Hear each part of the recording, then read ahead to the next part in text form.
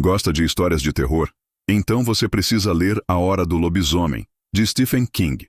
Um clássico arrepiante e agora com 27% de desconto. O link está na descrição do vídeo. Aproveite. Eu nunca vou esquecer a noite de 12 de setembro de 1992. Meu nome é Marcelo e eu tinha apenas 18 anos na época. Cresci em um pequeno vilarejo cercado por florestas densas no interior do Paraná. Eram matas que pareciam guardar segredos antigos, sussurrando mistérios no balanço das árvores e no uivo distante de criaturas que nós preferíamos acreditar serem apenas lobos. Mas naquela noite eu descobri que as lendas eram reais. Tarde demais. Tudo começou com uma brincadeira idiota. Eu e meu melhor amigo, José, decidimos sair para caçar.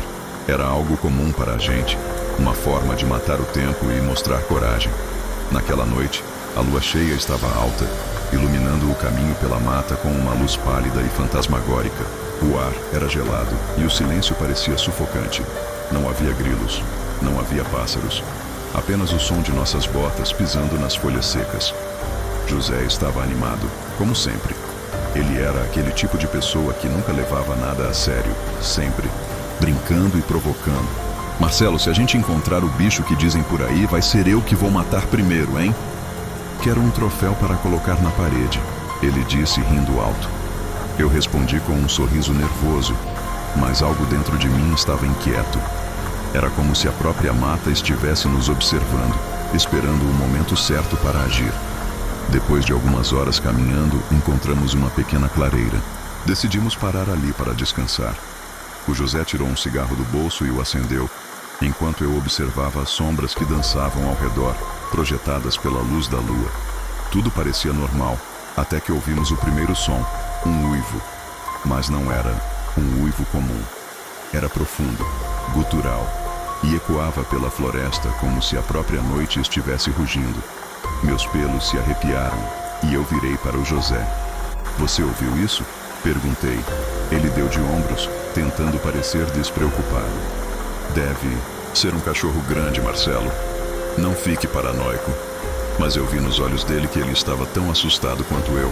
Decidimos continuar, mas cada passo parecia mais pesado, como se algo invisível estivesse tentando nos deter.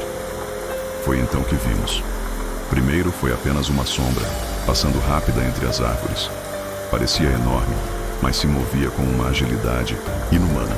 José levantou a espingarda, os olhos arregalados. "Quem está aí?" ele gritou, mas não houve resposta. Apenas o som das folhas se mexendo e novamente aquele uivo. Mais perto desta vez. Eu queria correr. Tudo dentro de mim gritava para sair dali, mas minhas pernas pareciam coladas ao chão. José, por outro lado, decidiu ser o herói. Ele deu alguns passos à frente, segurando a espingarda com firmeza. "Seja lá o que for, eu vou te pegar", ele gritou. Foi a última coisa que ele disse.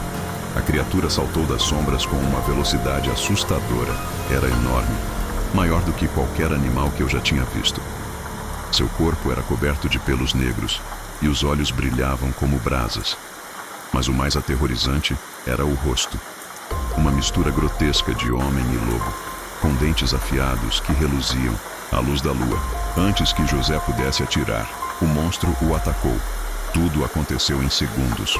A criatura derrubou José no chão com um único golpe. O som dos ossos dele quebrando foi horrível, algo que eu nunca vou esquecer. Ele gritou, um grito de dor e desespero que ecoou pela floresta. Eu fiquei paralisado, incapaz de me mover, incapaz de ajudar. Aquilo era um lobisomem como nas lendas que eu ouvia dos mais velhos. O lobisomem olhou para mim por um momento e eu senti que meu coração ia parar.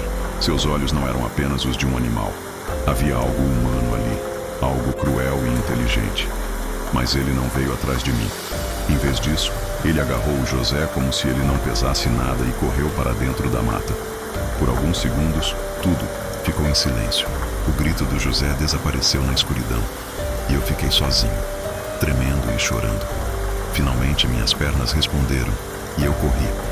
Corri como nunca tinha corrido antes, tropeçando em raízes e galhos, até encontrar o caminho de volta para casa. Quando cheguei à vila, estava em pânico. Contei tudo para os moradores, mas ninguém acreditou em mim. Disseram que eu devia ter visto um urso ou algum outro animal selvagem. Alguns até sugeriram que eu tinha perdido a cabeça, mas eu sabia a verdade. Nos dias seguintes, organizei buscas pela mata. Muitos homens armados participaram, mas nós nunca encontramos o corpo do José.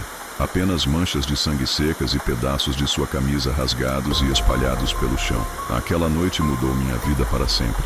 Nunca mais entrei naquela mata e as lembranças continuam me assombrando. Até hoje, eu ainda me pergunto, por que ele me deixou viver? Foi misericórdia ou apenas uma jogada cruel para garantir que eu carregasse o peso da culpa pelo resto da minha vida? Mas o pior de tudo é que, mesmo depois de tantos anos, ainda ouço os uivos. Nas noites de lua cheia, quando o vento sopra pelas árvores, parece que eles estão me chamando, zombando da minha covardia. E eu me pergunto, estaria o José ainda vivo, preso em algum lugar naquela escuridão, ou ele se tornou um deles? Eu nunca vou saber, e talvez seja melhor assim. Eu só sei que há mais coisas entre o céu e a terra que não podemos imaginar.